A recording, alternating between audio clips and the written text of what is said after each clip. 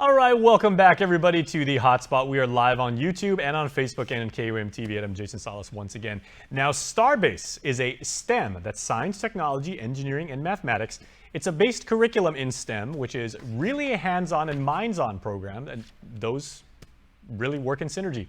It's a very engaging curriculum and really attracts students to learn more about science, technology, engineering, and math. Joining me now, who knows more about this than I ever will, is Dr. Leah-Beth Nahalawa, a very, very dear friend of ours, who is a program director for Starbase Guam. And way over there, Mark Scott, formerly a captain with the U.S. Army and now, of course, representing the Guam National Guard, as he always does. So, Mark, good to see you as always. Thanks, Jason. Fellow civilian. That's right. Can't you tell? There you go. Man, that's coming in nice, by the way. It's starting to connect, too. Thanks. I'm starting to feel like a real man. Wow. I mean, you know, it only took like, what, 45 years, but... Yeah, it probably never happened. Yeah, I'm still searching for that. But Leah-Beth, may I say, this is the first time you've been in our newly redesigned studio, and you wore the perfect outfit. Even the shoes. Look at that. You look absolutely lovely. Thank you. But you know, even more beautiful is your life's work now, your commitment to ensuring that young people on Guam have opportunities through the disciplines of STEM, and we are so grateful for you for that. Thank you. Our program really creates awareness to our students who would be interested in STEM. As you know, we have 2 million jobs that we cannot fill because we don't have a STEM workforce. And this is our way of creating that awareness during their 5th grade. And so hopefully when they transition into high school and college, they would think of the career that they would like to go into. Mm-hmm. And Starbase, we are in 70 states. We have 70 Starbase in different states, including Puerto Rico. And we were so lucky that last year we opened the door in Guam. Mm-hmm. When the governor's office found out about this funding, and they realized that Guam is not taking advantage of it. So they told us to apply for the grant, and we got it. And we got the grant in May. We opened in October. So this is our 1-year anniversary. Mm-hmm. Now, you know, when it comes to STEM, I'm very, very biased. I've got no problem admitting that whatsoever, but I'm so leaning towards the computer science side. And I'm sure I'm preaching to the choir with both you, Doc, and to Mark, where I read a stat recently that they said in the next 2 years, American universities are going to graduate more computer science majors than all of the humanities combined. Which shows how lucrative those industries are, because it pays a lot, and there are also incredible opportunities for there. With the AI in the way, and everything is coming to, everything is going to be artificial intelligence in the next few years. I think this attracts the students to go into computer science or technology. We have a lot of students that got into MIT, Columbia University, because they were part of the robotics program and they were into STEM when they were in high school. So we need to see the Great Seal of Guam flying at MIT. I mean, they got a lot of crazy science going on over there, but we also need some red rice and just to keep MIT. But, yes. Okay, and there it is. STEM Day is coming up, and the reason we have Mark on here is we see these beautiful graphics you're going to show is Mark. The National Guard here on Guam, the installation is very, very tightly integrated with the STEM program and Starbase. Not only because there are amazing opportunities in the military for high technologies, but also you guys are really getting directly into the classrooms to motivate young students to pursue these interests. Yeah, like Doc mentioned, so DoD Starbase is a nationwide program, and here on Guam it's relatively new. And what military bases do is they facilitate these Starbase programs. Mm-hmm. Here in the Guam Guard, we offer the space, some logistics, and some other kinds of help to help, Dr. Leah-Beth with her program. But the benefit for us, there's a lot of different reasons, Jason. First of all, a fun fact about the Guam Guard is that we have a federal, a state, and a community mission, mm-hmm. right? The federal, everyone knows about, the go to war mission. The state mission, of course, everyone saw, like COVID and typhoon response. But protect the homeland, huh? Yeah, but our community mission too has to deal with what can we do for the people of Guam, right, to make our lives better here on the home front, to include things like adopting schools, adopting roadways and parks. And Starbase fits right into that. Mm-hmm. So if our kids from the local community can come in and get some supplementing their STEM education through Starbase program, it's just another way that we could give back and serve. And Leah-Beth, I remember when STEM really became like a formalized word, a lot of people were like, okay, well, it's just a fancy way of, throwing wrapping paper on, algebra and getting kids like involved in, geometry and trigonomics and everything like that. No, I mean, as we saw, in that montage there, it's robotics. You talked about artificial intelligence. It's machine learning. It's Physics, yeah, chemistry. physics, and like what Mark has said is that is for military purposes that is the new battleground. Cybersecurity is a thing, Correct. and so how do we actually corral all of those and basically tell students, this is your new landscape. It's a job landscape. It's a lifestyle landscape, and like the world is yours. You just got to learn the skills to take advantage of it. The good thing about our program is we have the kids from 9 to 2 for the whole week. So our curriculum is really geared towards those. We have CAD, we have computer assisted design. The kids design something and we print it in our 3D printer.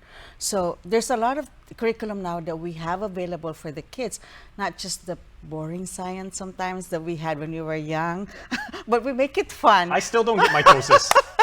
The whole splitting of No. all that stuff. Well, gone are those days. We make it really fun. How so? Because we do let's say we do straw rockets. We use Alka-Seltzer to get those rockets as high as they can. Oh, little boys love anything that goes boom. Right, Even and then big they ones. measure, and then they measure that. Yeah. And we use a Sphero also when we do when we measure something. We use a Sphero and we make it. We have. You should come to our classroom to see what the kids does. It's not. I would love to, because the technologies that I grew up using, like the programming languages that I knew, are prehistoric compared to what these kids are working with now. And you saw, you saw on screen, they're doing robotics, they're using Lego Mindstorms, and it's not just, okay. Sphero. Yeah, it's not just turn on, actuate a motor and No. have like a wheel turn.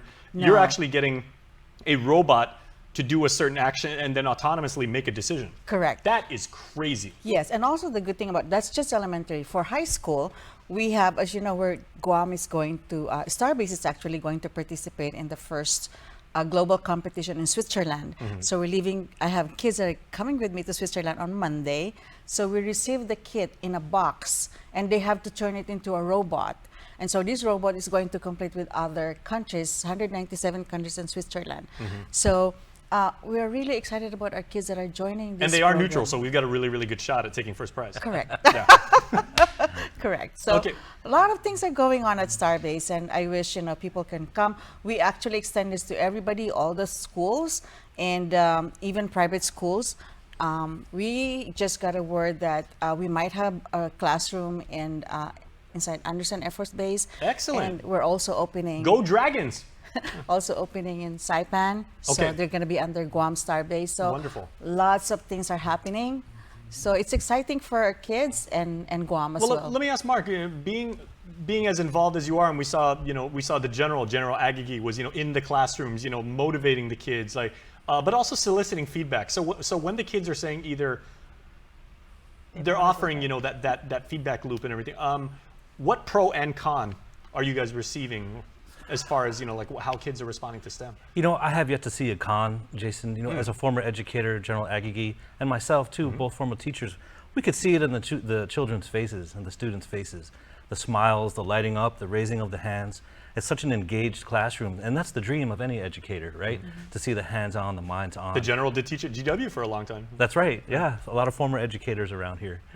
So I have yet to see a con, and to your question about how do you convince the kids to buy in, how do you communicate to them that this is so important? I would say that they already have that. That's natural to them because they're brought up, they're technology natives. And they probably know better than we do how important it is and how integrated into their lives it is.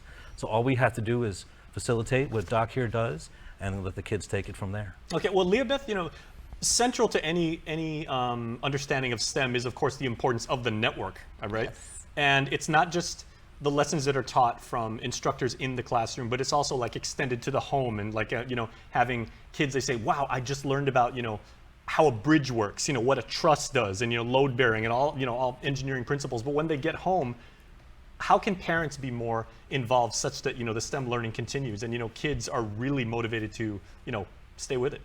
So to go back to your question earlier, our kids, when it's Friday, they said they don't want to leave our classrooms. I wouldn't either. They want to stay, but we said, sorry, we got to give others a chance. Do you kids would bring futons if they want to That's Mark's Build job. one yourself. Okay. It's a And STEM so, project.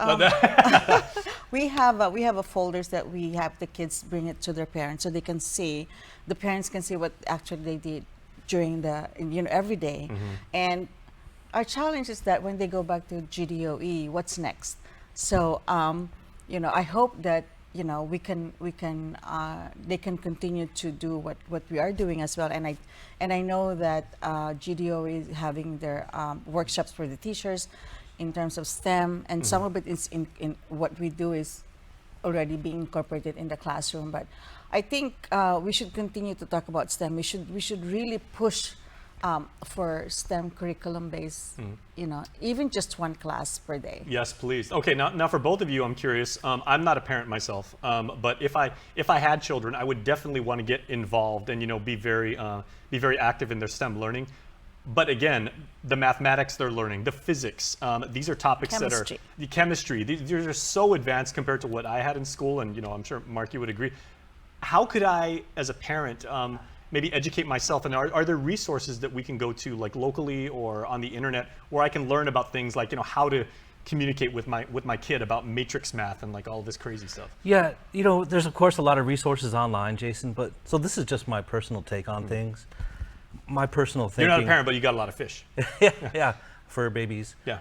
Oh, my thinking, Jason, is that this island has a long tradition of hands-on wisdom and knowledge. For thousands of years, we did things like build boats and nets and use our hands and things like that. And I think that's innate in our people. I know a lot of backyard mechanics who can work miracles with just some scrap tin, and that knowledge is there. So when it comes to the home front, I don't think it's much of a stretch for parents to maybe get their kids involved around the house.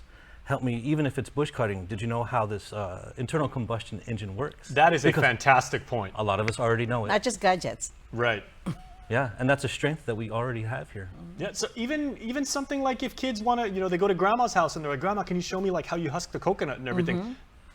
That device with the blade on the end of a very solid piece of wood has to bear a certain load. I mean, that is an engineering marvel right there. That's exactly right. Yeah. It's right here, right in front of us. The Kumzu is a modern engineering device. Yeah, and at one point it was really cutting edge.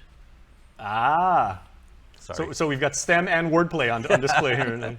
Okay, so Leibert, where can people find out more information? Students, parents, potential educators. There's a lot of kids at UOG right now who are pursuing education degrees, even people getting, continuing learning certificates. They're getting their teacher certifications. We're going to put them directly into the pipeline of teaching STEM. How can they ensure that their skill set is top of the line? STEM is the buzzword, not just a buzzword, but it's going to be the life of this century. So go ahead and arm yourself with a lot of information. Get those classes that you need to attend, not just UOG, go somewhere else. There's a lot of technology schools, STEM schools right now that provide certifications. And also be out there, explore, because even me, right now we're doing a carbon capture project for Guam because we're not monitoring really what that is. And I don't stop learning. There's so many things out there to learn. That's a wonderful project too, because I know like a lot of big companies, Apple, Amazon, Google, they said they want to be at least carbon neutral, if not completely carbon negative by 2030, I believe. And we haven't really touched on that yet on Guam. So I'm working with some folks that and with the help of the students that are going to Switzerland, and we're working on that. So don't stop learning. You may have a gadget, but there's more to that. And to the parents, don't let your kids be hooked on iPads and cell phones. There are other things you can do. Although it's technology, but there's a lot of things that the kids can do without using those gadgets. There you go. Okay, so again, Dr. Leibert Nahalawa, Mark Scott, both of you doing fantastic work about really instilling that need to build, to create, to solve problems, to invent. I mean, these are wonderful skills that anybody can have. And so the fact that you're now planting the seeds in young Guamanians to actually be their very best, I mean, we're eternally in your honor for that. Thank you, Jason. Thanks for having us on. All right, so Mark, Doc, thanks so much. Come back anytime. It's been too long. Make sure you wear those shoes next time. Those are, and they match the set just perfectly. So again, thank you. I'm home. You are home. Thank you. Okay, we are home, and we will be back right after this.